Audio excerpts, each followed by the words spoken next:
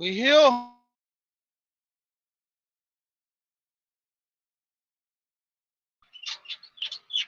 don't know how long I'm gonna be doing this live.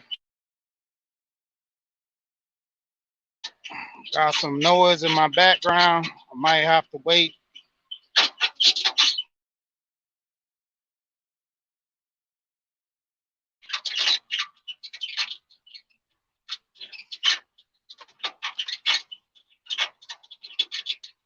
Yeah, I think I'm gonna have to end this. Yeah, might have to end this. I got too much noise in the background. My box. I got some screw or something that's leaning on my the back of my cab, so it's actually making a lot of noise. What's going on, man? I might have to end this though because getting a lot of noise in the background while I'm driving. It's my cab making a lot of noise back here, man, and it's gonna be making it the whole time while I'm driving because I got something pressed up against the back wall in my truck. So I don't want to keep making this noise. It's gonna have a lot of noise. So I might just have to end this and start it up a little bit later.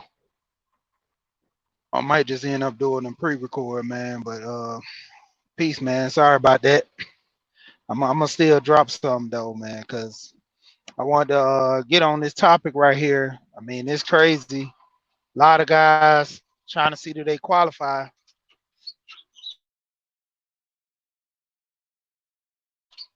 I don't know, man. I might just go on and rock out with it. Just gonna be hearing a lot of noise. I mean, if you look at it, the way it's going on right now with this list and the manosphere, man, a lot of guys want to be on the list. A lot of guys don't care, and it's a lot of guys that are actually on the list. But my thing is this: if the list wasn't around, would we still care? You know, and just because the list is here, what qualifies you to be on the list? I want to know that as well. You know, I have my assumptions that where I think certain people on the list for certain reasons, but yeah, that noise getting irritating. But when it comes down to it, man, the list represents this space. The list represents majority of the guys that are in this space, with their contributions to their channels and things of that nature. And I say the list represents, it is what it is. It stands for what it stands for. To me, it's funny that some people aren't on the list, and it's funny that some people are on the list. I just say it as that. I think that the people that are on the list, they deserve to be on the list for one, because of the content that they put out, and it's not like it's a popularity thing. It's more or less you look at the buzz, if you want to call it the popularity, because of that. The buzz of the channels, the you know, uh, I don't think it's not doxing, but it's something else. As far as the list, I think it's more or less a collective, because I mean the guys are passing certain names in a hat, I guess, to an extent. And a lot of guys are getting upset because certain names ain't on the list or certain names are on the list. But as a whole, if the guy's name that you mostly watch isn't on the list to actually go out there and, campaign for him. If a guy got like 5,000 subs, or, 100 people watching at a time, they need to campaign for that person to be on the list. Because you got to understand, there's certain people in this space that don't watch that many channels. I'm one of them. There's a lot of guys in the manosphere that guys talk about all the time. I particularly don't, kind of look at a lot of channels, because it's just certain things that a lot of guys are saying nowadays, just for an attention, to getting views, to get subs, and just be organic, man. Just get them naturally. You don't have to start the beef in order to get a buzz to your channel. You know, I hear guys go on other people's platform campaigning for people to come, watch their videos while you on somebody's platform. I understand if someone say push your channel or something like that, but to the extent where you're trying to make their subs your subs, I don't know, man. It's kind of crazy. What's going on, fellas? I don't think BGS actually made the list, and if he did, so be it. I mean, it's not a big thing to me. Like I said, a lot of people look at the list and we want to know, to a certain extent, I guess, who's on the list, how did they get to the list? Because like I said, to me, I'm looking at it, the buzz in which, people get in this space, and looking at, I guess, as far as subs, far as, the people content, you could be on the list because of your content. You could be on the list because of the type of channel you have that promotes certain things that the people who made the list see as, these are one of the key things that we need to focus in on to, promote on the list. you know. So, like I said, I don't know who made the list. I don't know, like, far as the list being put out, you know. I mean, I know they consult more of the higher ups on, that have been in this space for a minute. Like I say, for one, BGS, you got Angry Man, those guys. You got a lot of people don't like Obsidian, but Obsidian, I don't know if he has an input in the list. I don't know if O'Shea has an input in the list, but these guys have been around the space for a minute. And like I say, for everybody coming in, man, I got this background noise, some revving on the back of my cab. So you're gonna hear a little squeaking every now and then. But like I said, man, the list, did we qualify to be on the list? I wanted to actually start up something else, but I just actually wanted to talk about the list too, to kind of get a buzz in everybody's head. And if you did make the list, let's aim for the list next time.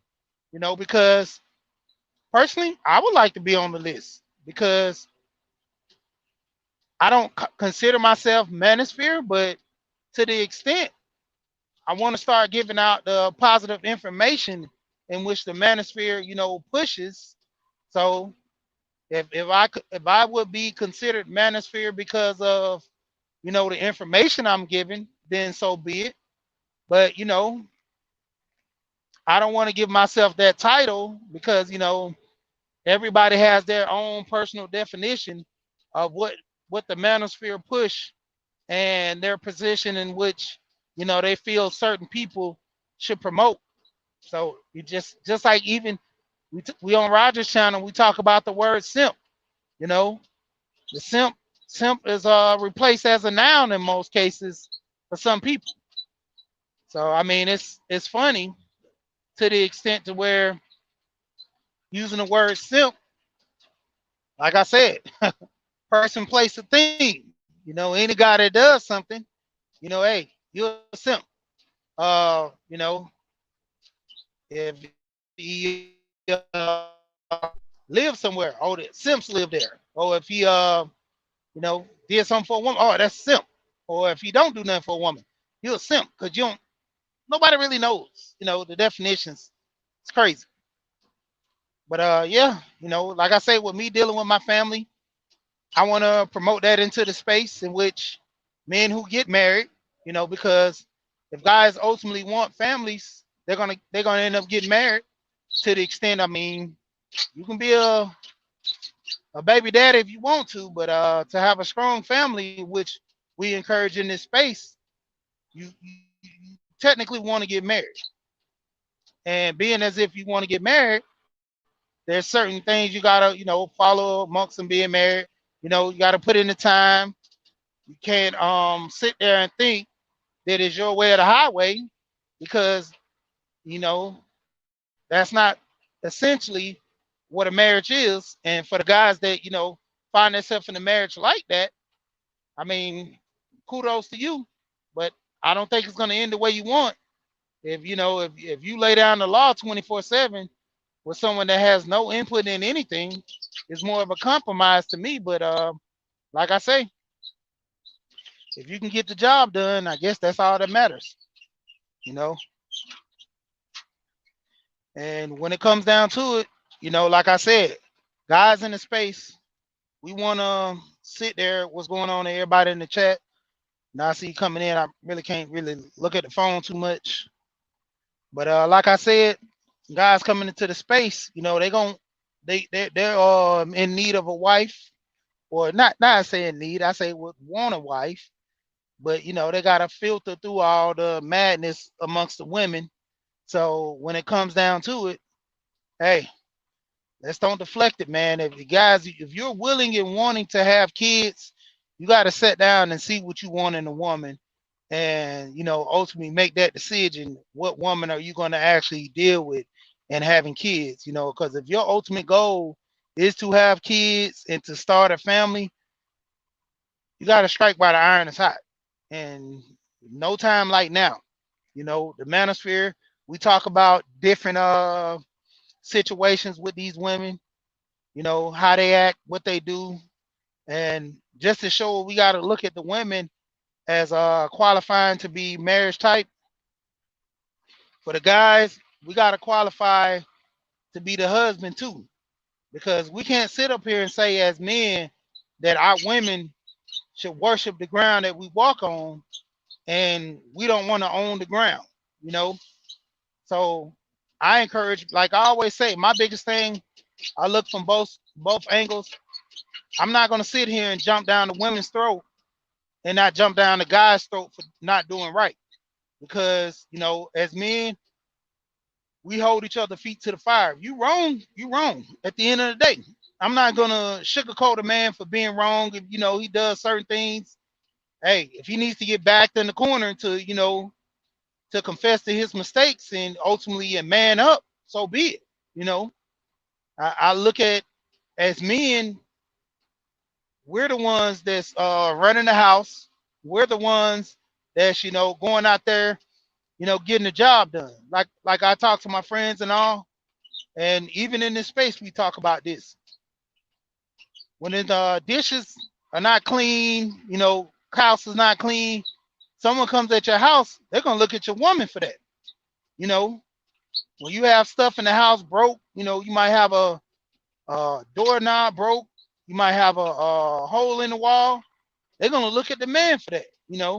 Going all the way down the structure of anything. The man, he's gonna be the handyman. And if he's not the handyman, he's a guy's not good with tools, then he's gonna be in a position to have to pay someone. So ultimately, as men, if we don't have the Tim the Tool Man Taylor skills to where we can fix certain things, you got to get your money up. You got to be able to pay like you weigh, you know. And I want to promote that in this space when it comes to the men, fix the house. We're gonna be the ones that get the carpet. I mean, get the oil changes and stuff like that. Ultimately, like lights off in the house, you get kicked out the house. Everybody in your family, all the way down, they're gonna start looking at. Ain't getting loud, but ultimately they're gonna start looking at the man as being the issue. They're not gonna, even though your wife might be over the bills, and she's generally shaping the money, making sure everything is done what it's supposed to be done.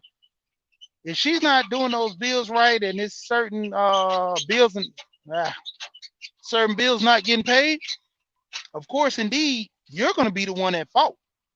You can give her the power that you make the money, she pays the bills. That's cool. But when it comes down to it, if those bills don't get paid, they're not going to say, "Hey, man, your wife not paying y'all bills." They're going to say, "Hey, brother, what's wrong with you? I know you make the money, but you need to make sure those bills get paid. You know, I had a situation with one of my homeboys. He learned the hard way. He would always give his check to his old lady, and he save a little bit for herself. She wasn't working at the time. She was taking care of the kids, and it came down to an issue to where she was only putting half on the bills and just paying the rent. So, one day he was off, sit up there and open one of his bills, found out water bill, like $300. Like, whoa. Turn around, look at the light bill, $1,000, over 1,200 and some dollars. Like, man, what the hell? And you look over there, you see where the light bill was, $200 the previous month, and 600 unpaid, 900 something unpaid, and he see last payment, was half, like 100. If the bill was 200, she took 100, put it on the bill, took 100 and kept it for herself. You know, Ultimately, he had to come in there and tell her, she was done. No more bills, no more. And yeah, you could say that, maybe she didn't know what she was doing, or to the extent, but where if something would have got cut off, it would have looked bad on him. You know, he would have been the one, that the man of the house, that couldn't keep the lights on. He would have been the one, the man of the house, you know, can't handle his responsibility as a man, Jody. But ultimately, everybody would have looked in on him and was like, "Man, what's going on? You need some help." You know what I'm saying? You need a little extra money. Your lights off over here. Your toilet not flushing, man. The water not going. Would they cut your water off? Hey, man. I mean, you got your old lady in here. I don't know you. I know you don't want to be embarrassed about this. So when it come down to it, hey, that's the situation where you got to step in and say, "Okay, baby, I love you. Everything's cool. You don't know what you're doing, or I don't know what you were doing with the other money, but technically speaking, it's gonna be two things. If you really love this girl, you want to deal with her, you're gonna have to make that decision to where you tell her that as of right now, you're not over the bills. I'm gonna have to put in a little, 5-10 minutes extra, just going over, checking the bills, paying them, or you can also put it on auto to where the money's already in there and the money's gonna be there. Just having them automatically take it out, send a text out. I have a system to where I set it up in the calendar to where all my bills, I know I set a date 5 days before they come out with my Google Calendar. So I have a family calendar, which was a family email, to where my wife, she has the email on her phone with her personal email, and I have the family email on mine with my personal email. So anything that deals with the kids, anything that I need her to be involved in, and that's where all the emails go to. And just in general, to where if I need to know something, I'm going to look at the family calendar, because that's where all the information's at. I set it up that way to where I tell my wife there's no reason why you don't have the password to something, because it's on the family calendar. If she changes the password, I constantly get on her about that, because I let her know it has to go on the calendar for a reason. This is a system. Everybody, when you start getting into certain, dealings and willings, you have to create a system in order to keep order. Otherwise, it's going to be total chaos. If I know the bill is due at this day and you're supposed to pay the bill, and I can't go in and check it to make sure, or I can't sit here and pay it myself because you changed the password, then that's a problem. I mean, that's what they call it, a chink in the chain, to where everything won't run smoothly. You're gonna have a couple of issues, and for the most part, when it comes to men, as we take care of things, we gotta qualify ourselves as being the man of the house. So we would have to start issuing things to where we want to learn, It's not the point of you being able not to, I mean, to do things like if I could actually show my phone right now, it's funny. My wife, she texted me and told me she was cooking turkey wings tonight, and the text was, "I know you're on strike, but can you make the dressing?" Because she sit up there and what was it, a day she wanted me to cook, and I told her I wasn't cooking and everything. Was it that? Or I think I cooked one night, and then she told me, "Oh, it was good. Can you cook again?" I'm like, "No, I'm not doing that."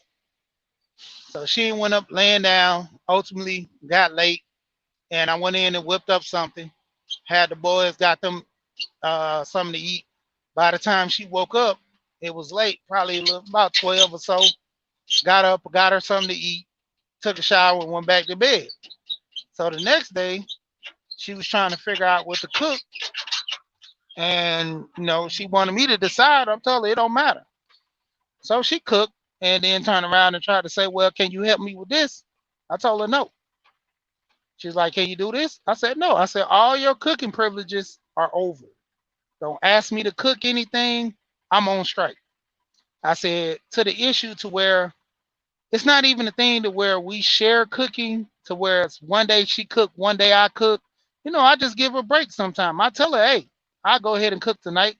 You good?" Or I might come in and say I feel like grilling, so sit down. I'm cooking everything. Yeah, I don't just sit there and say I'm just gonna cook the meat and I'll let you do the sides.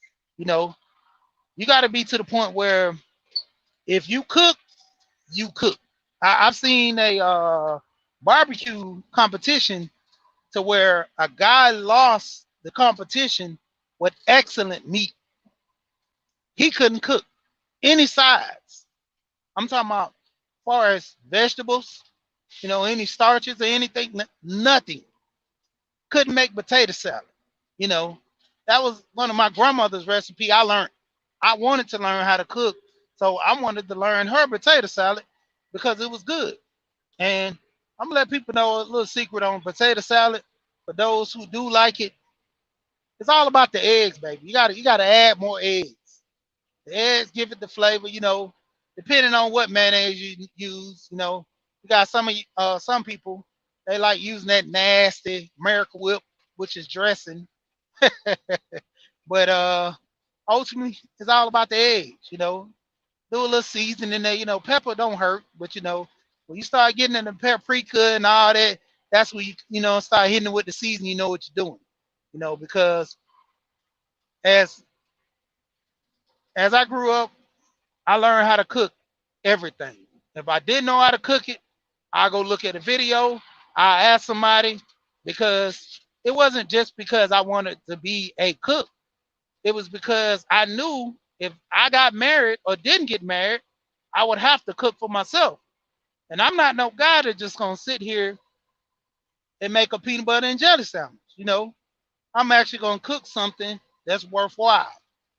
I'm going to cook something that is tasty to where if anybody comes over and I do have enough, they're gonna say, "Man, that dude can cook."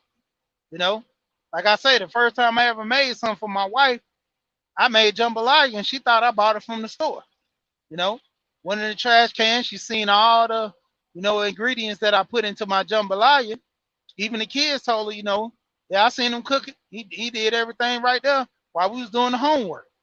You know, so she kind of was thrown off by it, and she didn't understand like how you know how to cook so good and you single. And that even when it comes down to little handyman stuff, I got a lot of tools where I could fix most of any little thing. Know how to change oil. I qualify myself to I'm a jack of all trade and a master of none. You got to be in it to win it. You got to learn just as much, if not. Hell, I know how to sew. I know how to use a sewing machine. I know how to use a needle and a thread. You know, Took home ec. It wasn't for the chicks. I actually wanted to learn some things. You know, Knew how to bake. I know how to bake a cake. Now I'm not that good on pies, you know, but I can get the job done. Um, let's see. As far as cleaning, I know how to clean well. You know, I get on my wife. You know, I tell her. You know, when I wash dishes, I might dirty up a lot of dishes when I cook. But the thing is, all my dishes are clean properly. You know, I don't put stuff in the dishwasher. I always pre-wash before I put it in the dishwasher. Or even if I tell my kids to where they didn't like pre-washing, I tell them to soak them. Just get you some water, put it in the sink, put a little soap in there, soak the dishes. So by the time you go in to put them in the dishwasher, the food is loose. It's not hard sitting on there. You know, that's what a lot of people don't understand. There's certain little things you can do in the aspect. You know, I know we have a lot of older people might be listening to the point where they know these things. But like I say, do this for the younger guys.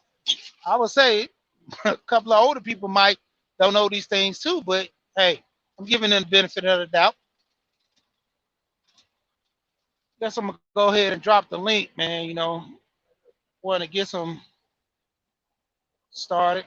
I'm coming up on a area right now. I can drop the link, but like I said, ultimately, man, I just want to throw it out about that list, and you know, just getting people to know you got to qualify for certain things. You know, I always told the story about the guy who was actually at work and he was talking all this noise to a group of women and telling them that it costs to be the boss.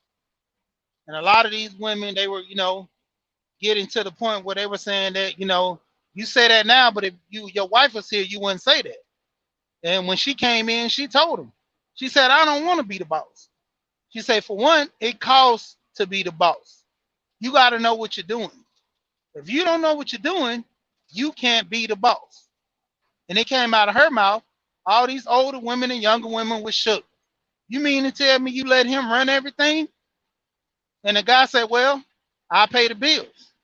You know, something go wrong, everybody's gonna look at me. You know, in order to be the boss too, you got to step your game up. You got to qualify yourself, man. You got to be in here promoting, you know, yourself as the champion.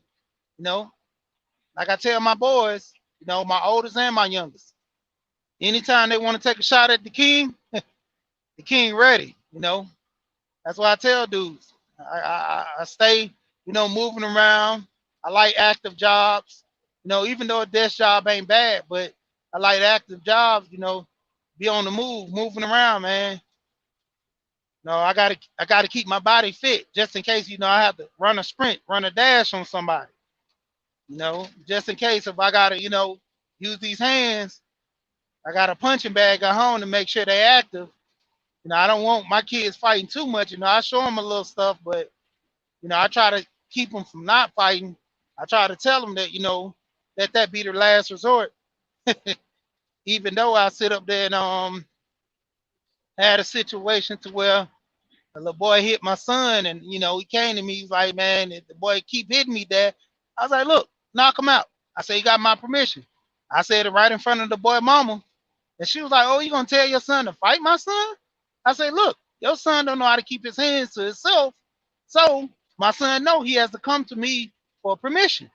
And I granted it to him. So if your son don't know how to keep his hands to himself, neither does my son. And she was like, well, you're promoting fighting. I said, well, you don't know how to control your child. You know, it comes to the issue to where if anything goes on, that, you know, you got to be able to, you know, let your son know how to do what he do, you know. And when it comes down to it, man, you got guys out here, only thing that they can do for themselves is make a peanut butter and jelly sandwich. And ain't nothing wrong with that. But you know, you gotta do better, man. You know, turkey, mayonnaise, mustard, you know, good. No, put it back. Hey, go get you some cooking lessons, man. Ain't nothing wrong with being a YouTube chef. Go in there and learn how to boil water first. That's the first step in trying to do something. Boiling water. Try to boil some water. Then you get to yourself out here. You want to boil the egg. I know a lot of people can't boil eggs. You take it off too fast. 8 minutes, thinking it's good and hard. You know, long is better. 15, I think. 15 minutes or better. You have a decent boiled egg. You know, hot dogs. Come on now. That's even like vegetables. If you cook vegetables and you have it in water, drain the water once the vegetables are cooked. Don't sit up here and leave it in the water. The vegetables are gonna soak up the water. Same thing with hot dogs. I tell people, I don't understand how people cook hot dogs and leave them sitting in the water, man. It's crazy. So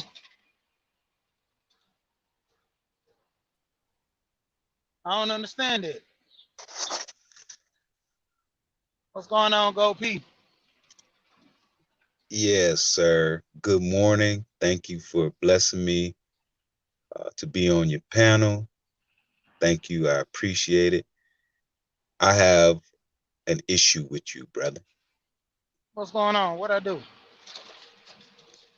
We're going to talk about this peanut butter and jelly. Ain't nothing wrong with peanut butter and jelly. Oh, okay. You just resolved the issue because I was going to apply a surmountable amount of pressure on you, brother. Yeah, but my thing is this: you can't be 40 and thinking that the best gourmet meal is peanut butter and jelly. See, you starting to fight, brother. You You see, I'm gonna have to push at you. We may have to have a gourmet peanut butter and jelly sandwich competition, brother. Oh man, hey, you ought to be ashamed of yourself. You want to you really want to classify yourself as the peanut butter and jelly champion? I will classify, especially when it's coming to this point, sir. I would be the gourmet peanut butter and jelly sandwich chef of YouTube, brother. In the words Now, of Sir, in the words of Sir Ism, I am Gold Professor, and I am a vegan.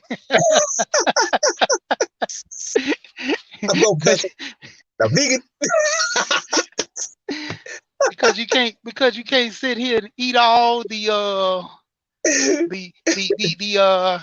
meat like the chicken, Yeah, the shrimp, and yeah, you yes, rely sir. on the peanut butter and jelly for fulfilling.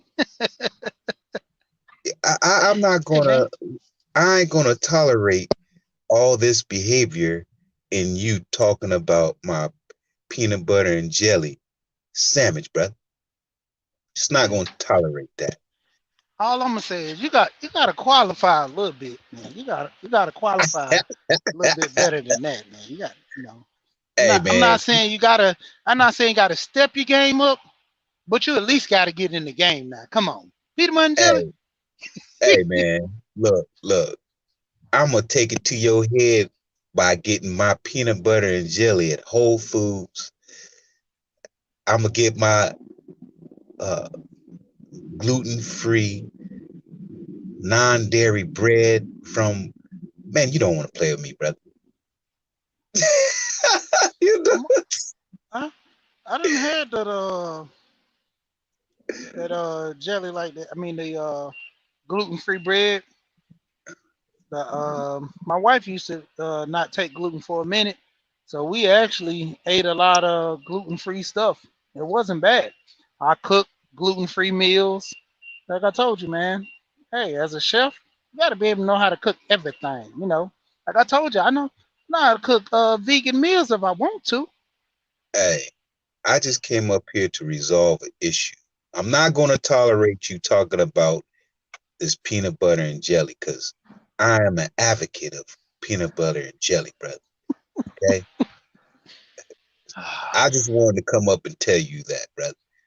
All right. And then for anyone in the chat or in the clouds, don't talk about my peanut butter and jelly, or you are looking for some pressure to be added to your conversation about it.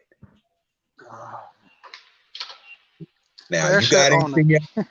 Got anything else you want to put on your game, brother? Oh man. I think I might let you have that pressure on the peanut butter and jelly. Because I know your small press right now, but if you want to get into the full court press, you might press me a little bit too hard for that. Hey! I wanted to tell you. I got my first dislike, brother. Oh yeah. I got it, and I was like, oh, okay, I got a dislike. Hey, somebody disliking my conversation. Yeah, okay, I can take it. I dig it. All right. I'm like, They probably oh, they I must probably have said dislike something. they probably dislike that the comment you gave the other day about the milk. I know, right? The milk conversation. Yeah. Yeah. The milk conversation. Yeah, The nerve it's of this okay. guy. The nerve of him talking about the milk. Hey. Okay. It's okay though, brother. Hey, she, brother. I welcome. Hey, I am not above correction. I have Yes. said that. I've said that. Now if somebody has a problem with the milk, I welcome them to have a conversation about the milk. And I want to just say that it wasn't only me talking about the milk. It was Sheed We Here and Back to the Basics. I'm throwing you under the bus. They did it. They did it. I said it. Hey, go professor. Yes, sir. You know what's going on my channel, right? What is that? I don't tolerate bad behavior on my channel. So I timed you out. Hey, are we gonna have a mute battle here, brother? Are we gonna... Hey, I would just tell you. I'm gonna tell you, Rico. Listen, Rico. Hey, I they need you don't to know tell us about that. I need you to tell us that in Espanol, brother. Go. el muto, you now. For you guys who don't know, She We Here is expert in Espanol. He is AKA Rico. So now you guys know. All right. Chancelito. Yeah. All right, brother. I gotta bounce out, man. So I just wanted to come up here and show my support to you, brother. I want to keep you in the game and push the game, nephew. And I thank you for blessing me with your time and energy, brother. Yeah, man. Yeah. You always have the time and energy.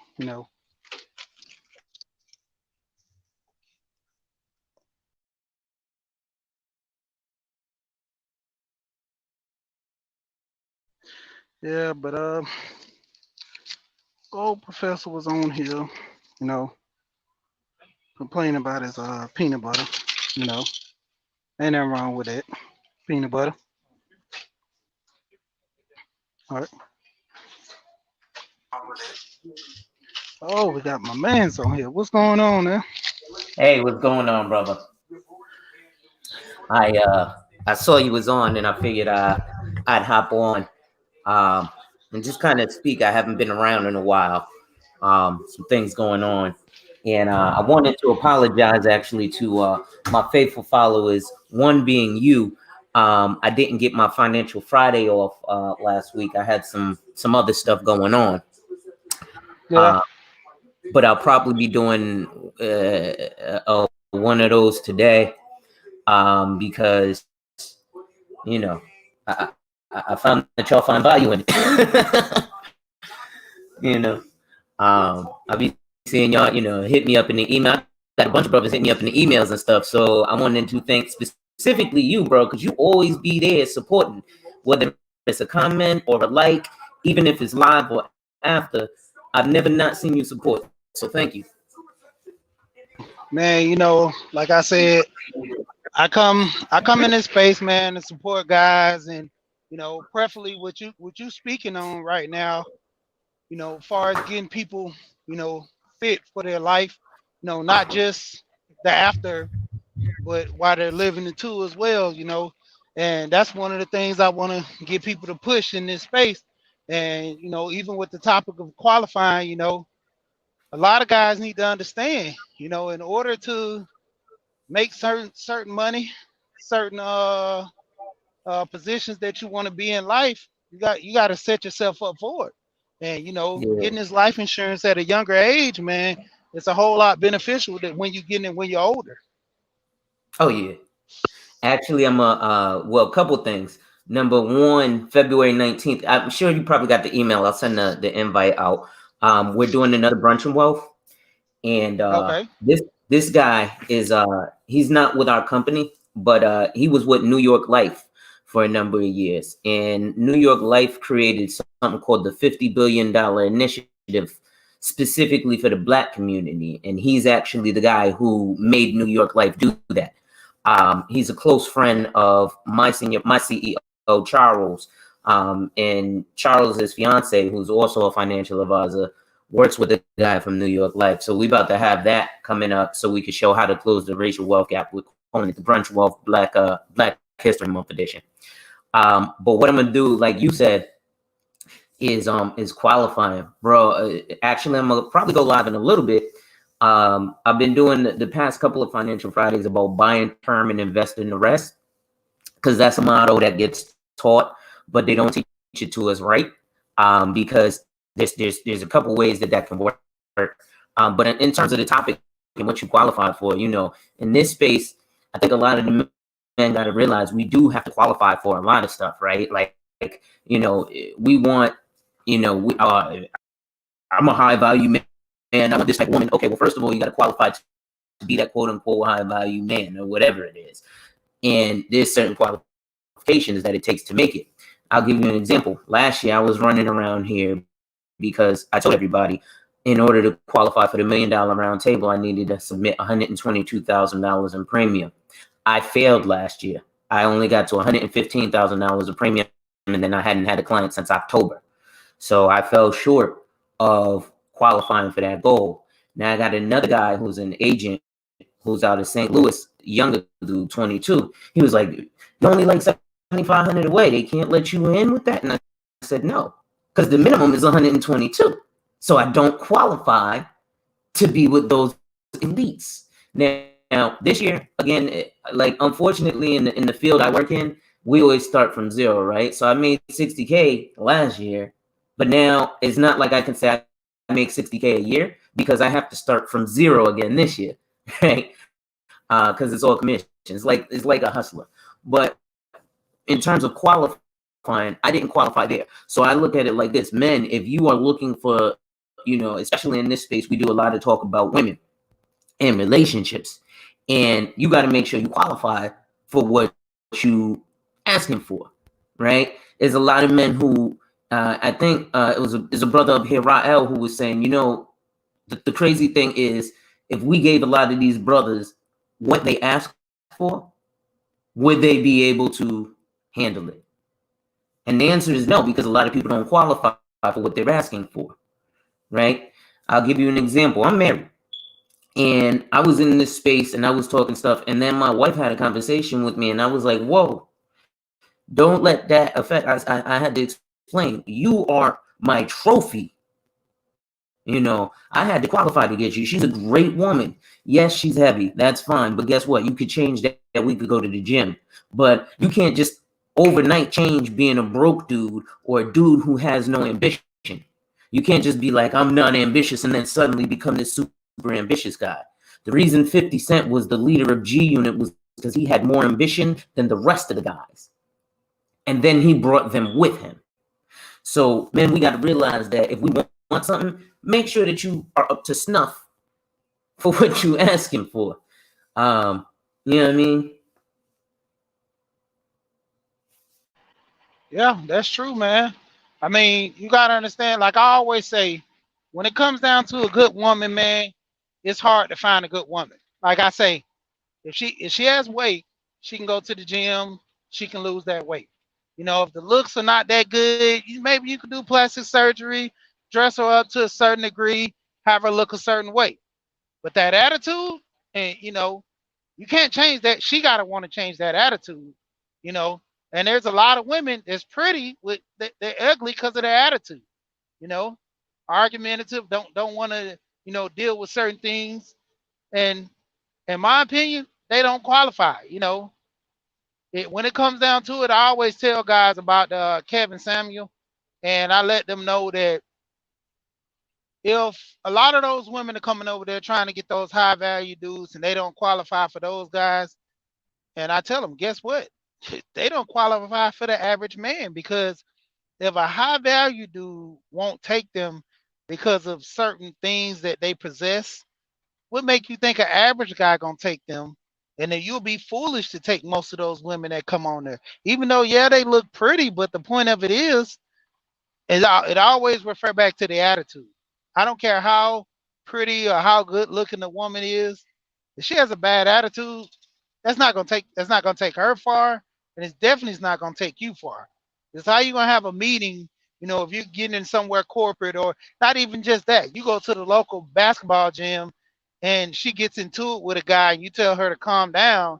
Ultimately, you guys get in the fight. I mean, I once seen a guy trying to get his woman to calm down from arguing with a guy, and she ended up arguing with the wrong guy, and the guy walks away. 5 minutes later he come back with 3 4 other dudes, beat both of them up. So now you sitting there bleeding with your old lady, and you got beat up because on the count she don't know how to keep her mouth closed. And as a woman, it's not telling her to shut up, and you gotta know how to pick your battles. And if your Mhm. man is telling you to calm down because he doesn't want it to escalate, you know, calm it down. I mean, even I seen a situation where a guy slapped the girl on the butt, and the guy was mad at the other guy for doing it, but he seen a group of guys that the guy was just talking to. They all drinking and cussing and clowning, and this guy by himself. And she's like, "Oh, take up for me, you my man." Like, I take up for you, then who gonna take up for me when those 10 other guys come over here and want to pound Beating on up. me? You got to be Man, smart about situations. I had a situation like that recently. I was leaving my apartment complex, uh, you know, minding my own business, going to do my thing. The young lady said something. I was like, okay, no problem, I got you. Apparently, even though I was going to mind my business, it wasn't to her liking of me minding my own business. So, then I'm all kinds of bitches and this, that, and the third. Long story short, I decided to walk away. But when I went back around the front of my house, she's there with her boyfriend.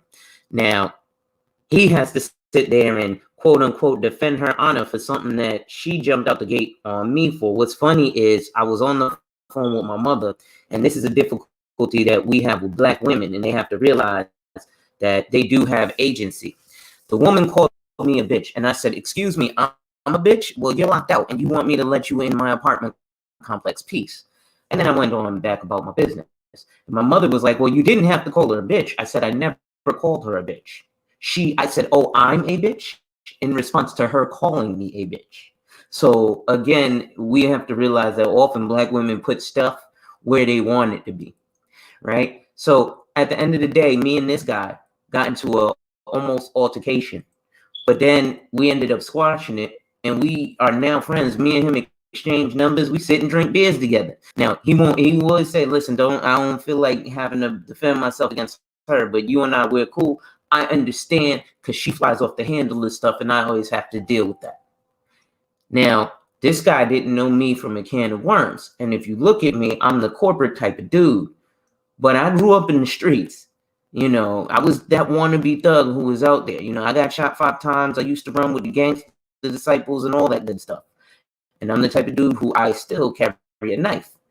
If that dude would have gotten out of pocket with me, 9 times out of 10, I'd like to avoid it and call the police on you because it's going to cause you more stress and months of court and fees. But I also know sometimes in the moment you ain't got the time to call the police, so I keep a weapon. That man could have lost his life over a simple fact that this woman decided that I didn't unlock the door fast enough for her liking. And so again, when we're looking at those attitudes, make sure that we qualify too, and that she qualifies, right? So when she qualifies, we got to just like they put us through quote unquote shit tests, we need to put them through quote unquote shit tests.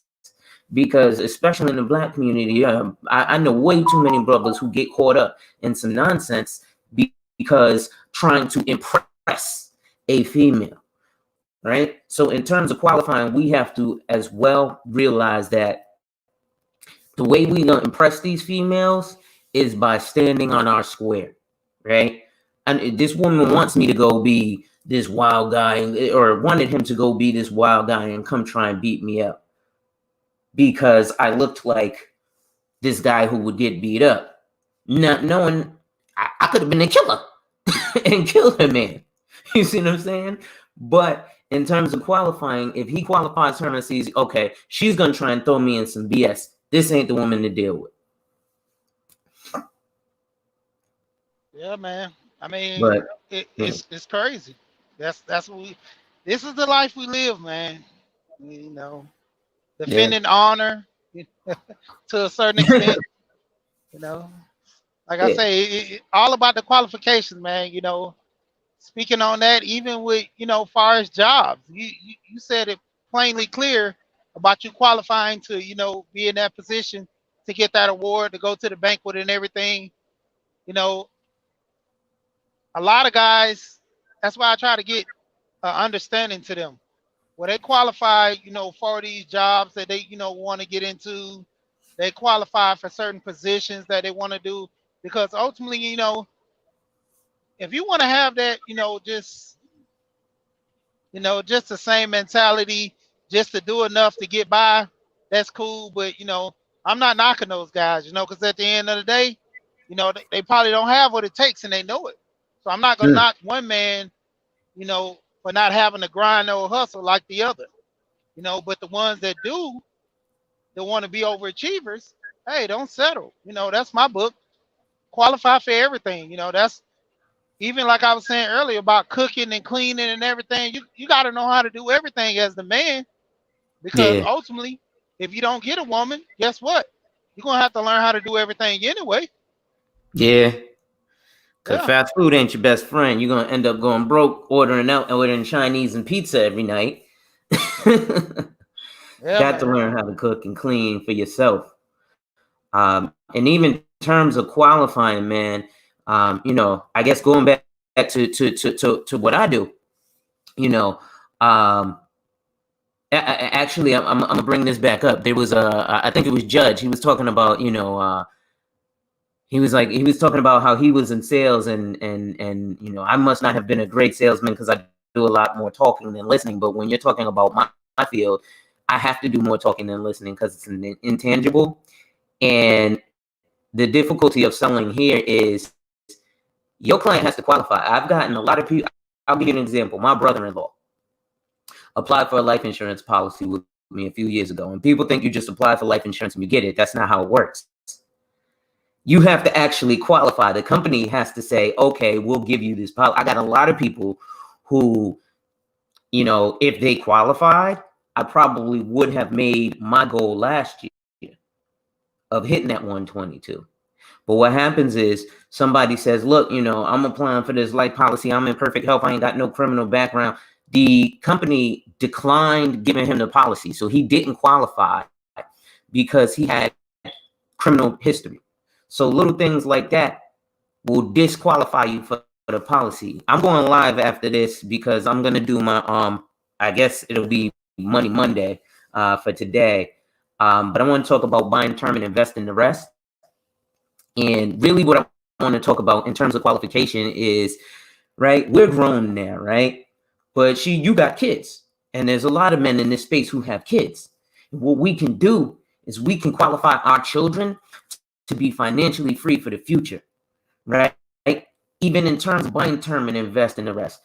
If I told you, right, to put some money in Chase Bank right now for your kids, put $100 a month in Chase Bank, everybody would do it without thinking about it. But did you know that Chase Bank is giving 0.00% interest? So you're just putting $100 in the bank for it to sit there, right? You put that same $100 on a life insurance policy while your kid is 15 days old and is growing at 2% compound interest. So that $100 is growing $2 a month. Qualifying your child so that when they're 18, they got $20,000, $30,000 sitting there waiting for them. Now, wouldn't you be happy if your parents did that for you?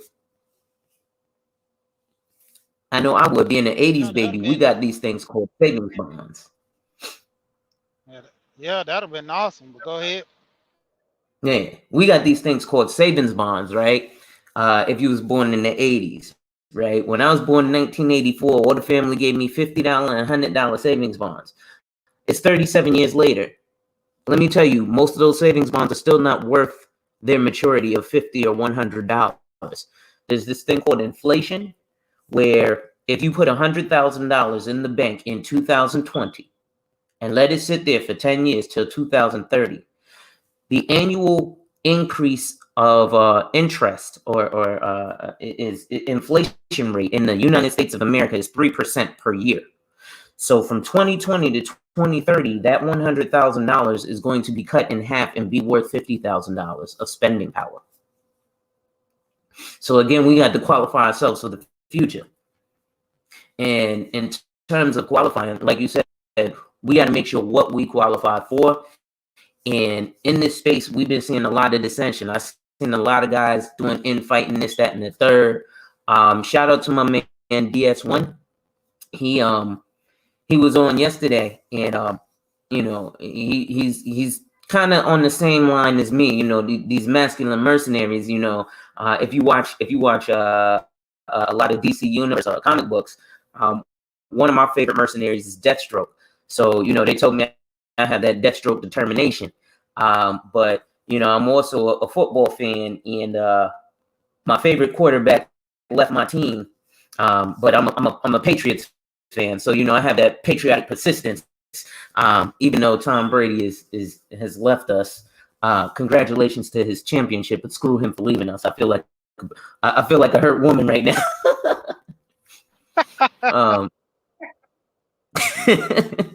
Yeah, man. I think he should. I want him to get crabs or something now. Let me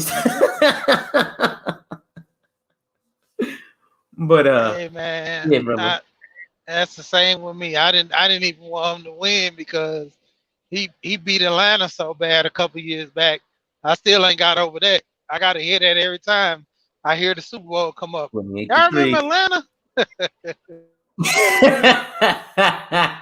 Yeah, that one was tough, man. Listen, I was watching that, and my wife and brother-in-law was clowning me the whole first 3 quarters to that last 4 minutes, and then it was like the air got took out. But yeah, man, look at somebody like Tom Brady, right? Let's look at this space and let's look at somebody like Tom Brady, right? He had to qualify, he had to get there, and it was 7-5 this year when they lost to Kansas City, right? And what did he say? This is not what I'm here to do. I'm greatness.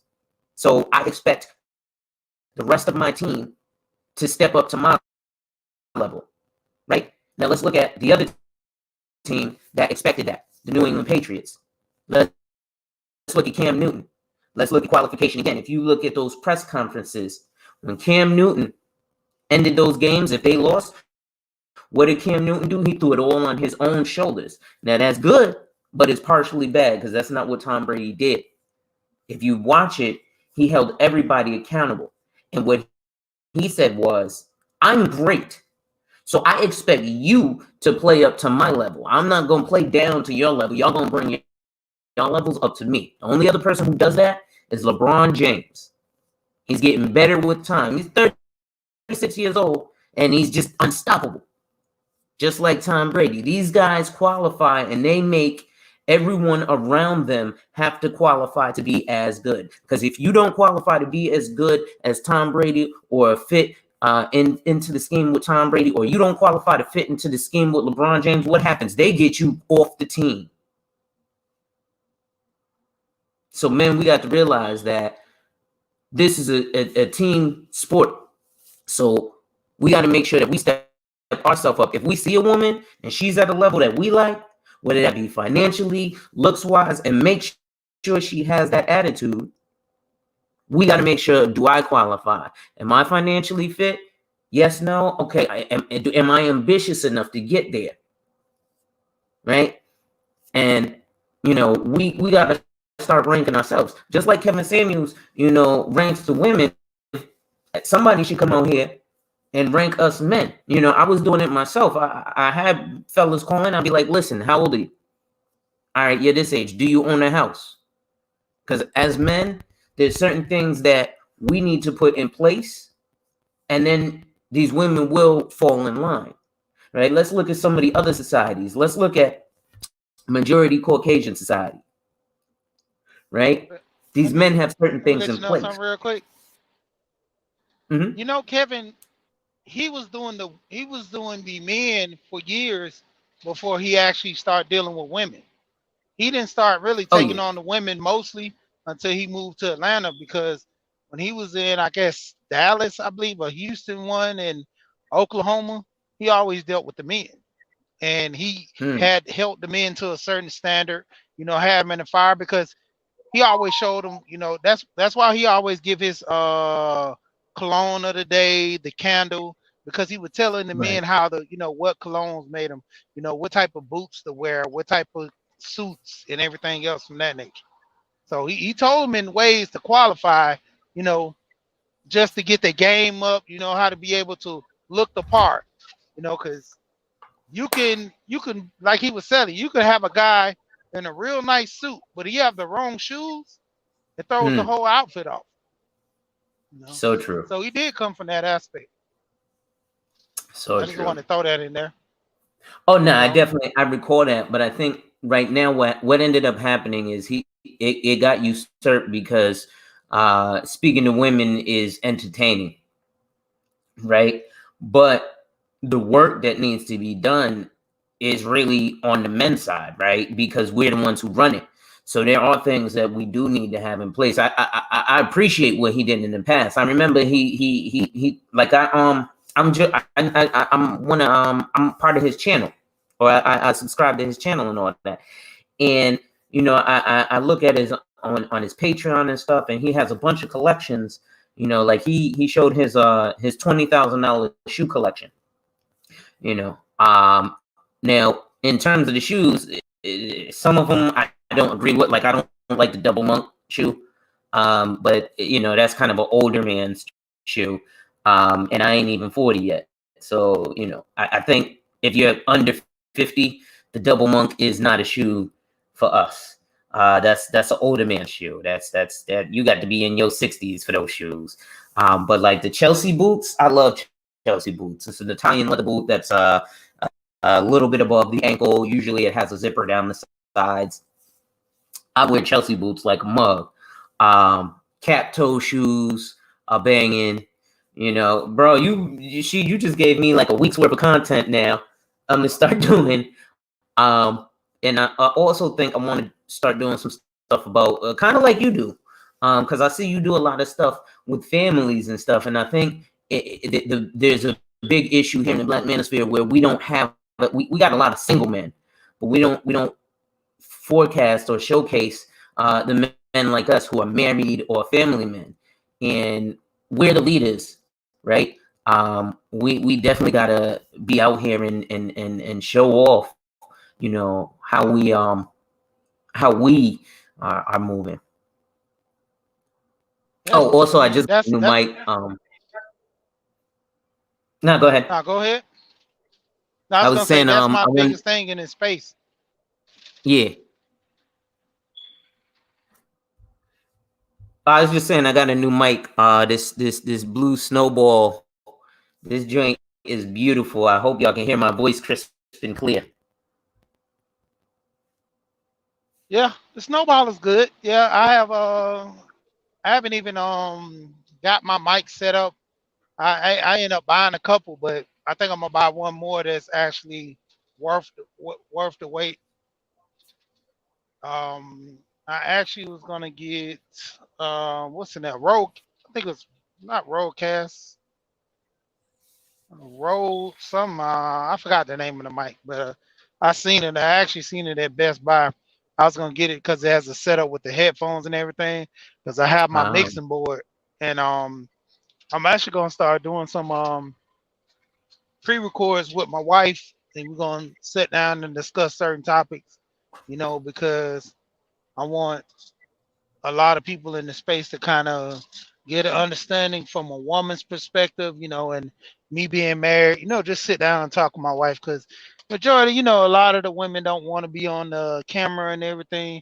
And I told my wife, you know, I don't have a problem with that, but more or less just, you know, getting her voice, letting her talk, and you know, give some information to the younger women that actually watch and the dudes that are in there listening or in the clouds to where they can get an understanding too. You know, if you want a woman to qualify to a certain degree, this is the kind of, you know, woman that you might want to start looking for. Because ultimately, like I said, in this space, even with the men, they more or less want to be married more than the women. The women are looking for, you know, I guess monetary gain, far as the money, someone just to be able to take care of them. And the men more or less, you know, wanting the kids, you know, lineage and things of that nature. So I want to start pushing my channel towards that. Of course, I'm a, you know, have little stuff for my kids to where, like I was showing off their toys, you know, the other day. I've been Yeah, I saw doing a that. lot That of was cute. pre-records. Yeah, yeah. That man, I'm like for their birthday just passed. They spent like $200 at Target on dinosaurs, some more dinosaurs. Like one of them was like $50 Hmm. for I think it was like a Brachiosaurus or something. 50 Yeah, bucks. Like that's yeah, serious. yeah. They into dinosaurs real big. I got twins, and man, that's even like with their schooling and stuff, man. I actually just dropped some money on a tutor right now because of COVID. Like they not learning to the capacity at which I want them to learn. So Hmm. that's why I went ahead and got me another tutor. I already had them a reading tutor, but because of COVID, it slowed down the process where they can't interact with them one on one. So I was Yeah. looking for a tutor that deal with Zoom. So now I have that tutor, and I'm actually gonna have them go to that tutor as well because, like I said, man, you know, I'm looking towards the future, and the future is, you know, get my boys on that right path. I got my two older kids, man, in college. They doing good and getting my two younger kids to that level as well. Thank you for being Yep. a positive Black role model in young children's lives. That's another thing in this space. So one of the things, actually, there's a gentleman who changed my mind on some things. I used to. I'm one who I've always been against being a stepfather, and I always felt that to be personally weak. Um, but that's, you know, my personal thing.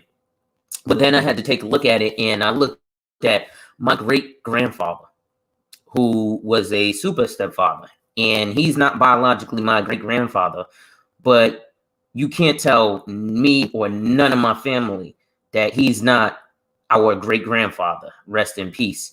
This man stepped in and took my great grandmother on when she had 16, 6, 16 children by a different man. And he had 2 with her. And me and my cousin was talking recently, and I was like, nah, bro, I couldn't do what Daddy Joe did. He said, bro, you bugging. I said, why? He said, mother, which is what we called our great grandmother, and Daddy Joe, which is what we called our great grandfather, had history before she had a single child. They was a thing. He said, but Daddy Joe went off the war. He said he went off the war 10 at least 10 years. You know, you got to move on with life. So she moved on with life, not knowing if he was alive or dead. Then this man came back in and stepped into the picture and did something that my biological great-grandfather wasn't qualified to do, which was be a real man and step up to the plate and take care of your responsibilities. You impregnated this woman 16 times, but you couldn't sit there and take care of these mouths that you put out to feed. So my great-grandfather, Daddy Joe, stepped in. And like I said, I'll be damned if anybody say anything negative to him. So my stance on stepfathers has actually changed. And I commend dudes who do that, because even in terms of just mentoring a young brother, if I could have had somebody step in for me, a lot of the pitfalls that I fell into trying to be a street dude and this, that, and the third would have been avoided, because another man would have been like, hey, don't, my mother can your mother can tell you, oh, don't go out there, it's dangerous. You're not listening as a man. But as another man, there's that qualification. This man probably knows what these streets are like. Let me listen to him. And he's going to come with an authority that helps you out. So to all the men out there who have stepped up and took the place of another man who ain't doing what he's supposed to do. Now, if the man's, a co-parent, congratulations. But a lot of the situations I see where it's a man stepping in because another dude just ain't in the picture and they ain't up to their salt. So I commend all you men who do that. And that's a very, very strong and powerful thing. And what you're doing is making a difference in kids' lives. I also look at it because I've adopted, right? My brother and sister are adopted. I was on the phone with my brother when he found his mother dead in the bed. We were 12 years old. I had to call my mother and have her pick him and his sister up and make them come live with us. And we adopted them as family. And now, I'll be damned if you won't tell me that that man and that woman are not my brother and sister. So, again, thank you, any man who steps into the place. I got my brother-in-law who stepped up and is taking care of his babies. His ex-girlfriend now, she had 8 kids. They all know their fathers, but none of their fathers will step up. You know who they call their father? My brother-in-law. And that's a beautiful feeling, black man, to be called a father. Because that's a figure. And that's something that's important. Having that same discussion with my cousin, rest in peace to his father, which is my older cousin, who got killed by police. But when we was young, his father was the father of all of us dudes in the hood. All the dudes in the hood, we would go to my cousin's house. And we would call his father Pop. Because his father, even though we was running the streets and doing whatever, we bet not do that or get caught around our father, which was my cousin's father. But let us see that man. We straighten up and fly right immediately, because we knew that we had to qualify to get in the good grace of that man and to be not getting punished by that man or not even looked down upon by that man. Because I've noticed that if you'll hear another man, and if that man says, I'm disappointed in you, that hurts way more than an ass whooping. Yeah, that's right. Yeah. So I think, the content that you're creating, brother, is awesome. I can't wait to see, you and your wife, putting out some content. I'm gonna see if I can put my wife on some content. She's one who don't like to get on camera and all that stuff, which a lot of ladies don't, and I understand. Also, this year I'm writing a book, and I'm going to write a book about closing the wealth gap and becoming wealthy from the perspective of a Black man from the inner city. I'm not gonna drop the title, but once y'all see the book, y'all gonna confuse me with 50 Cent. Only because I got shot times instead of 9. Hey man, like I say, that the story needs to be told, man. In this space, we want to give out the information, to whom it may concerns. If they grasp it and get it, so be it, man. But the information need to be pushed out to a certain degree to where all guys can understand that, if you didn't have that father in your life, you know, you got someone there to help you out. These YouTube streets, man, we're trying to, invest into a lot of young men. We're trying to get them off the streets and, into a college or into some trades. A lot of guys slip up on those trades, man. I mean, money is money, like Mhm. Kevin always talk about the blue collar worker, and a lot of women don't want a plumber or a guy that owns his own plumbing business. But this guy making 100,000, he getting paid 20 and some dollar an hour to do a job. They take a different look. Even these guys who are sanitation workers that drive those dump trucks, some of them can make up, you know 60 on up. I know in New York they probably get paid way more to go around in Yeah, those cities. you get paid over. They get a boatload of overtime too out here in New York. I got a buddy who works in the Bronx for Department of Sanitation, and he, ironically enough, he did the same thing I did. He moved from New York to Connecticut because Connecticut is a little cheaper, and you get more bang for your buck when you buy a house. But he still works in the Bronx.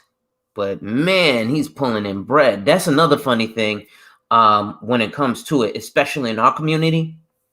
So me having worked on Wall Street, I had an office at 11 Broadway and 39 Broadway. So if anybody's ever visited New York City, 39 Broadway and 11 Broadway are directly across from the Brass Bull, right? 100 Broadway is around the corner from the New York Stock Exchange. I work on Wall Street literally, right?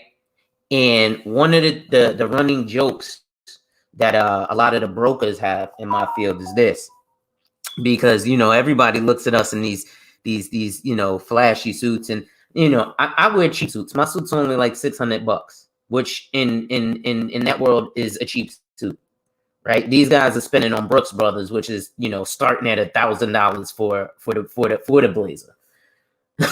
Not even the whole suit, just the jacket be a grand itself. So these dudes are just blowing money fast, right? But the running joke is that there are more millionaires who are dressed in overalls and jeans than are dressed in these fancy suits, right? Because there's more guys who make $1 million off of being a plumber, $1 million off of being an electrician, $1 million off of being a carpenter, $1 million off of being a farmer, $1 million off of being a sanitation worker or getting their hands dirty, right? There's only a few guys who make $1 million in a fancy business suit, but it looks like they got $1 million because of that fancy business suit. But let me tell you what we are as stockbrokers, and this is another running joke. Stockbrokers are professional beggars. Literally, what we do is we call people on a daily basis and beg for money. I can tell you, literally, when I was at EJ Sterling, I'd call you. I say, "Hey, is this Sheed? Yeah, this is Sheed. Hey, Sheed, this is Al from EJ Sterling in New York City. Hey, listen, first thing in the morning, my firm is set to release a major recommendation in the stock market. Should I have my senior broker get back to you in the morning or afternoon? You tell me to jump off a cliff. Look, Sheed, I'm not looking to interfere in anything you got going on. I'm just looking for an open-minded little opportunity. And I keep pestering you until you hang up on me or you place the order." Professional beggars. So when I be seeing folks on the street begging me for a quarter in front of Dunkin' Donuts, those are the guys I like to try and give a job. And I say, yeah, it's 100% commission, but you working on 100% commission asking people for 50 cents. Do that same thing and write life insurance with me, right? I just had a guy buy a policy that made me $2,400, right? Now, the $2,400 I made pales in comparison to the $750,000 his family would get, but it put a pretty penny in my pocket. Now, I had to professionally beg this guy. But again, so fellas, them trades are where it's at. The trades are where it's at. Everybody wants to, I'm going to get into the real estate. Listen, real estate and IRAs made less millionaires than getting your hands dirty. The real way you get money is getting your hands dirty. Things like trucking. My cousin, who actually I got to call him and see if we can hang out. He came up from California. He's buying $1 million policy from me. He said, I got to do it, but I got to hold on because right now my truck's in the shop and it's going to cost me $11,000 to get my truck back. But he's going to make that money back in 2 weeks. Again, man, we got to get these trades. Yeah, sometimes the sales is a great thing. And looking nice like this is a great thing. But this is a hard field, right? The field I'm in sales, that's why you see a lot of dudes strung out on cocaine. Because they got to have high energy all day, every day. Now, me, I don't do that mess. I'm a weed smoker, but, you know, that messes me up because then I'll be too calm. But you see some crazy stuff in these fields. I'm telling you, man, these trades will get you what you want, where you need to go. These trades is it, man. And you got to realize things like what I do is getting replaced by automation, even though it's screwing over the customer, right? But you end up feeling like you have control as the customer. Like a lot of these apps, like Robinhood, the whole Robinhood fiasco, where it was the institutional investor versus the retail investor. And everybody's concerned because Robinhood had to go ask for $1 billion. And they're like, well, why did they ask for all this money? So let me explain that and break that down real quick, right? Things like Robinhood, even though you're investing in certain stocks, those are a mutual fund. And the reason being is because when you sell the stock back, it's guaranteed to be sold because Robinhood is buying it back. So what happens is when GameStop pumped and got extremely and went up, they had to make sure that they had money on reserve because they knew a lot of people would start cashing out. So when it went from whatever it went to whatever it went to, whatever it was to whatever it went to, I don't remember the exact numbers, it increased the price, right? So now when you're selling your stock back of AMC or GameStop, you're selling it back to Robinhood.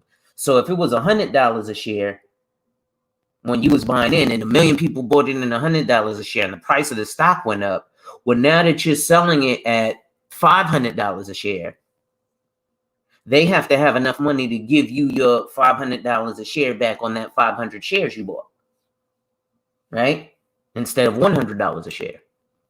So they had to actually cover that spread. And because it's a mutual fund, you're not selling on the open market, right? So the reason that they stopped people from being able to buy was twofold. One was to protect themselves, to make sure that they could pay folks who cashed out. And two was to protect folks, because what happens is something called a pump and dump. And what happened was it got pumped into.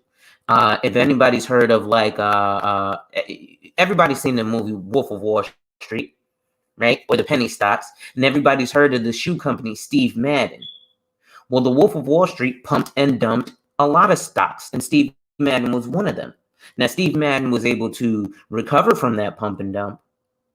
But what happens is it was a cheap penny stock, and then they sold it. And as everybody starts buying, it starts increasing. And then they just dump it off because it was sold and it was worthless. Right? It's kind of like Dogecoin. But it's a slippery slope. So that's why they increased their reserves. So by all means, sell it back, get your money. And at the end of the day, these huge hedge funds, which I intend on managing a black hedge fund in the future. So, but at the end of the day, these hedge funds have stupid, retarded amounts of money. And believe it or not, they want to lose money. I'll give you another example. There's a company called BlackRock Capital. They loaned $100 million to a company. They decided to tell that company, do not pay back this loan. Why do we want you to not pay back this loan? Because we will make more money on the interest that we have insured than you actually paying us back. It's a slippery slope, the fellas. It's a dirty game. Yeah, I know. But Because these are some of the things that I seen with that stock options, the way it took in with the stock options. It went down with the stock options the same way, man, and it was crazy. A lot of guys hit stock options on the GameStop plummeting down. I think around the 29th. I think a guy made, I want to say $100,000 on it. Yep. Yeah, that's a big thing to get into. This mess happens. Now, you know, the I don't know if you dropped the article here. Let me see if I could find it actually. But the guy who blew the whistle or started that pump on GameStop was a life insurance agent from Mass Mutual.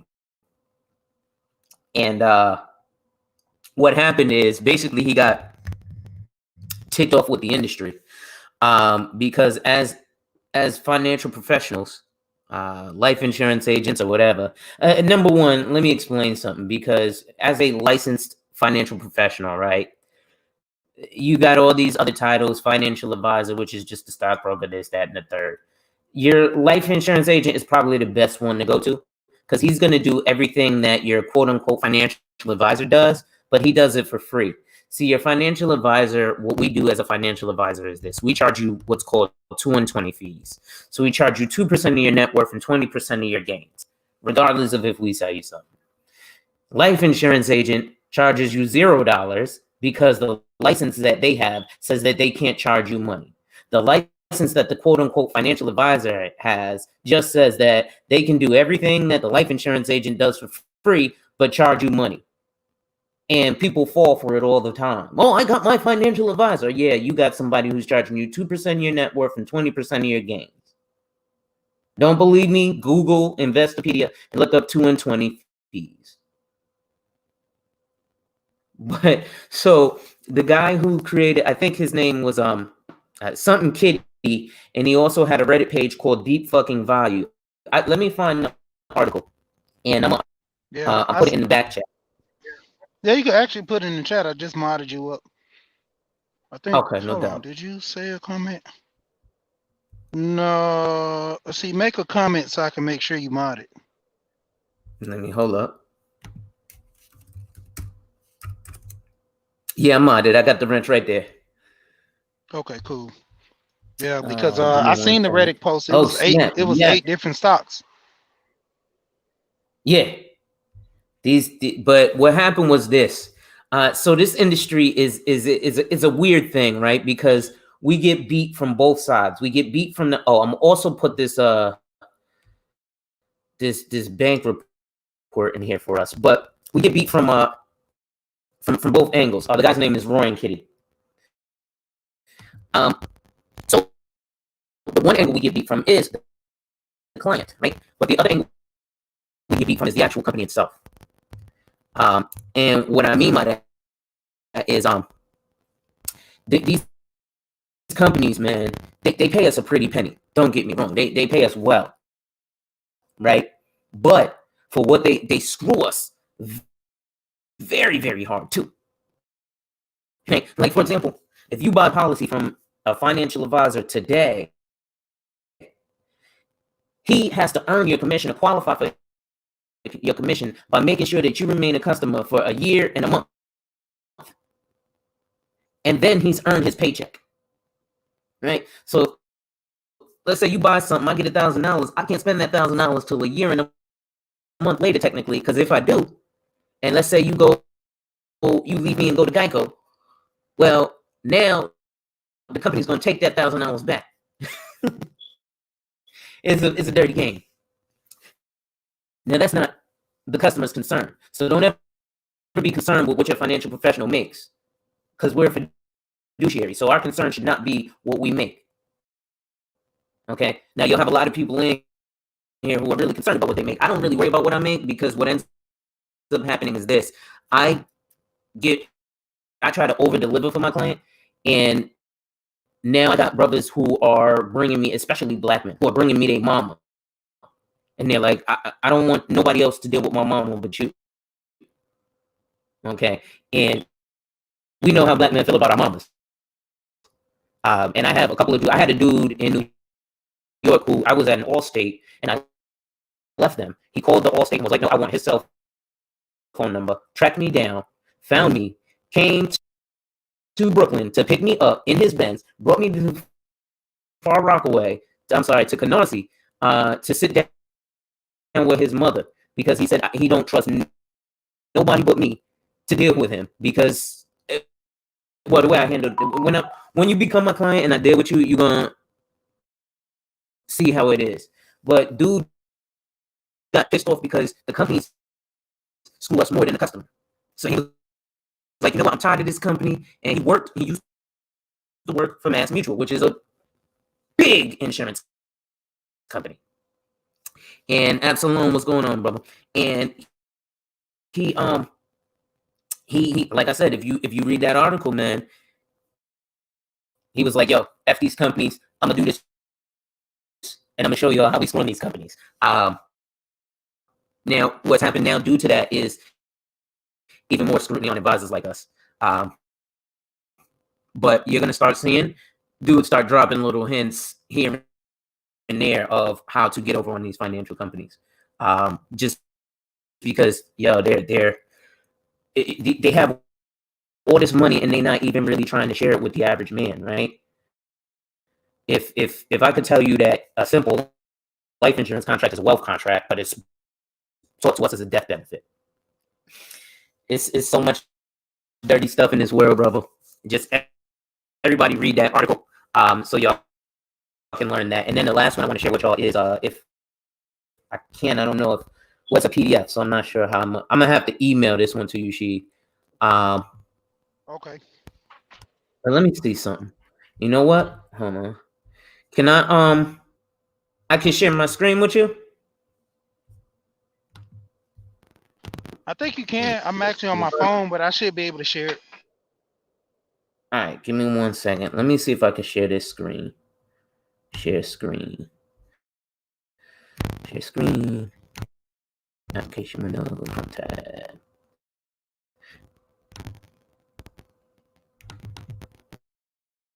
Okay, I think this is it. Right? So I don't know if y'all can see this. Let me see if I can. I'm gonna have to increase the size of this. But this is really important, right? You see what that says, right? Bank of America National Association. So this is a report from 2019 of what basically receivables and things that banks spent money on. So if you'll notice here, this is 2019. This is Bank of America. It says accrued interest receivable. But what I want y'all to see is these: the equity investments versus the life insurance assets, right? Now, I hate when I make the screen big because it's hard to scroll. If you'll notice here, on these investments, $6.14 million. This is Bank of America, right? $6.14 million. What did I say? In general account life insurance, $2.9 million. And in separate account life insurance, $19.4 million. So the banks are spending more on life insurance than the stock market. This is one bank. That's Bank of America. Hold on, because there's another one. What bank is this? Citibank. Right? Citibank. Now, Citibank is different because Citibank is affiliated with a life insurance company called Prime America. So they have a lot of their holdings through there. Right?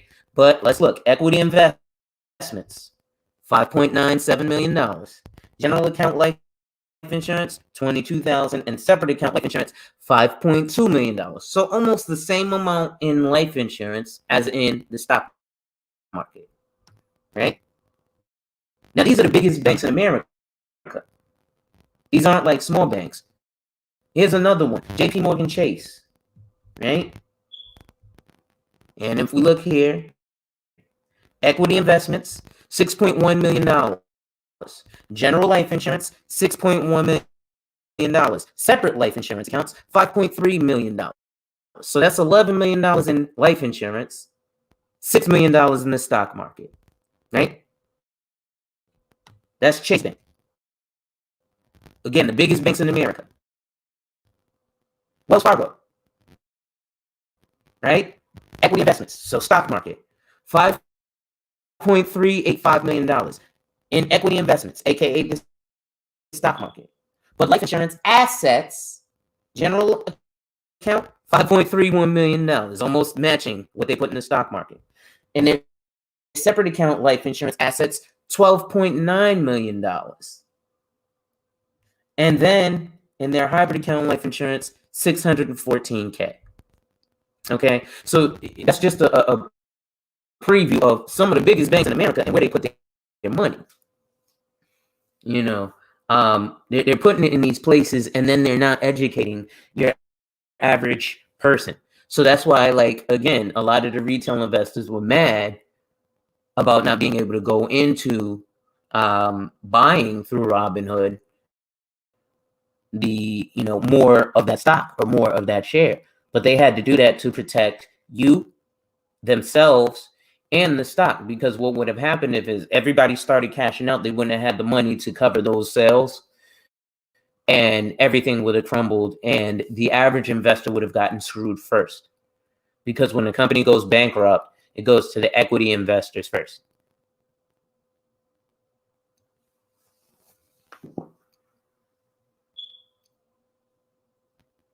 So I'm sorry, I didn't mean to go crazy like this. I guess I kind of just hopped on and pumped it in here because I didn't do my Financial Friday. No, you're good. I mean, if you want to, I can go ahead and close out in a minute. You can go ahead and start yours. I mean, it's up to you. Well, I'm good with that actually, because I just caught a email, so I gotta definitely hop off in a minute and finish this, because this is a brother who's doing some business with me on the life insurance end, and I want to make sure that I submit all his paperwork properly.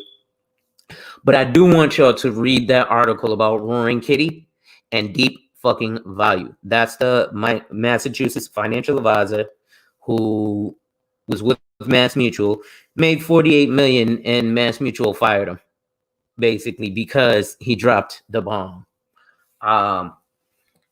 And now there's another issue. They're saying that the CEO of Robinhood is not licensed with FINRA, which is the regulatory organization that regulates these financial companies.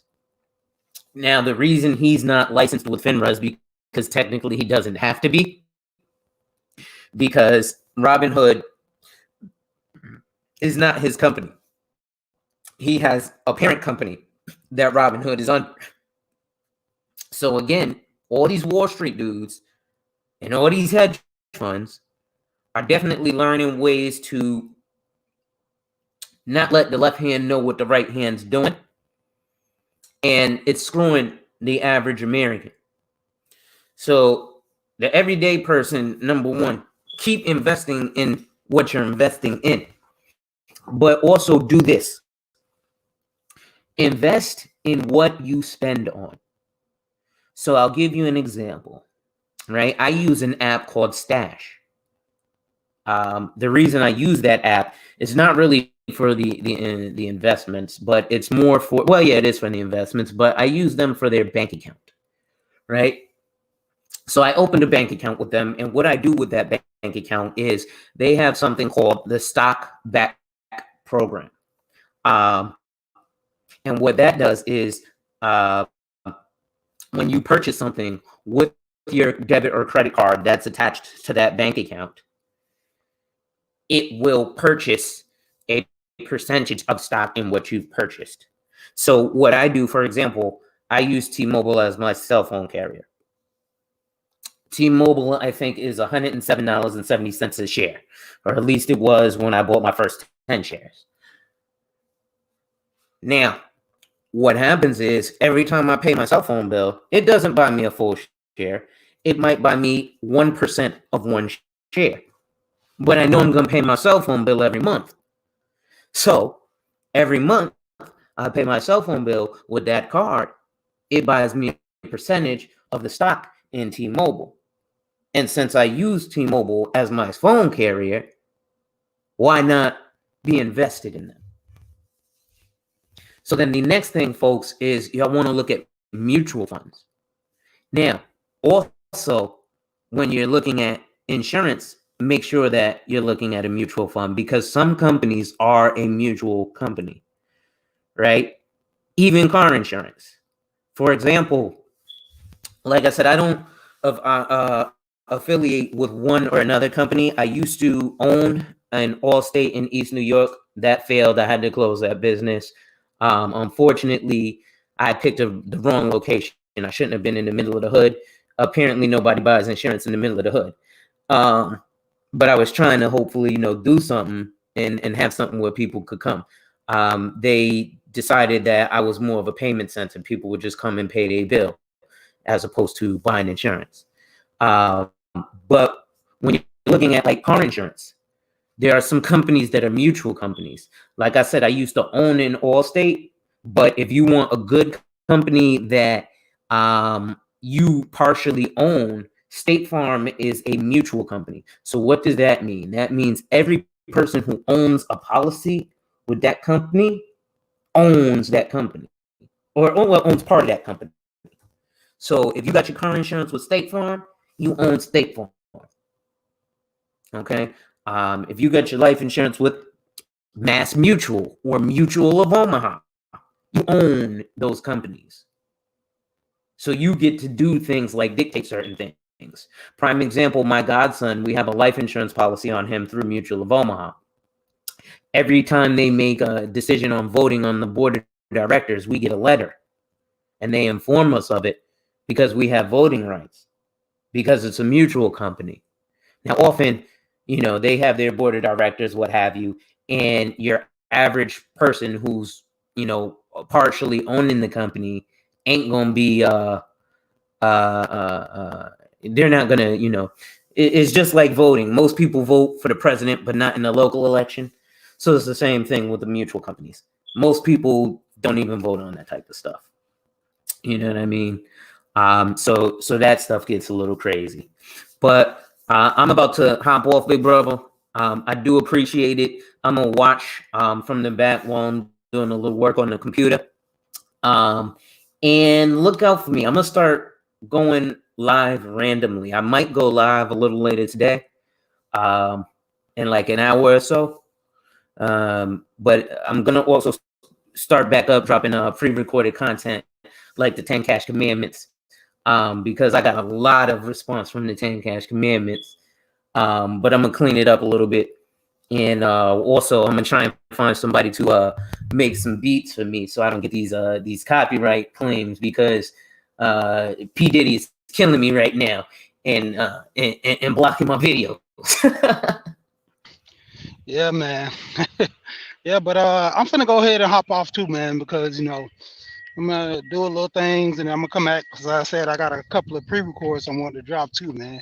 And I'm actually gonna probably do another part 2 to this with a pre-record, because a lot of my videos just on the fly, but I want to start structuring them more.